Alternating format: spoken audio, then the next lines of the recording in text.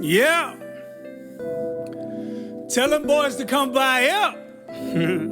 Tell them boys to come by up. Check this out. Perhaps I've been approaching this walk with God from the wrong angle. See, I thought, just say a few of them Christian catchphrases, then we can lift up holy hands to blend in. But then again, I don't want to be looked at like the rest of them fake praisers. So I talk that Bible like it's a recital. Look, I'm just trying not to expose my hidden idols. But I think it's time that I come to God inside the casket. I mean, how else should the dead dress for revival? And it needs to begin with me.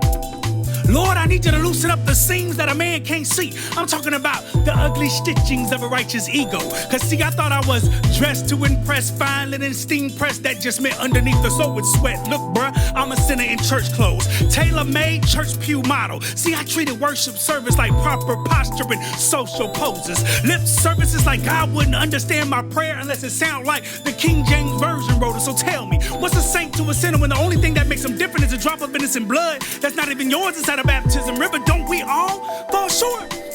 But who I'm fooling when I'm just using that scripture as an excuse to cover up the evils that I do? I mean, we all got these skeletons in our closets, right?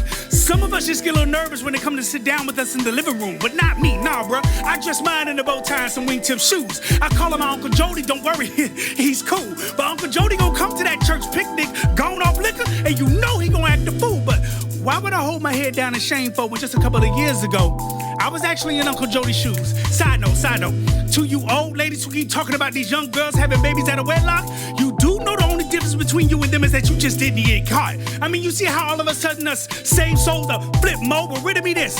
How many of your own skeleton bones are you willing to choke on before you default that mansion in that robe? We can make it into heaven like a casket full of maggots being dragged down the streets of gold. So tell me, what is the church supposed to be here for? Is it not to dig a diamond from out of the coal, to stick at the crust of a man's soul? Expose, let light be whole. Look, y'all, I'm trying to change souls. Break the bonds and give it back to God to give him praise. What you think you was made for? So if you see me walking a little funny to the altar of God, don't be so quick to judge me, man. It's been a minute since I walked with my own skeleton bones.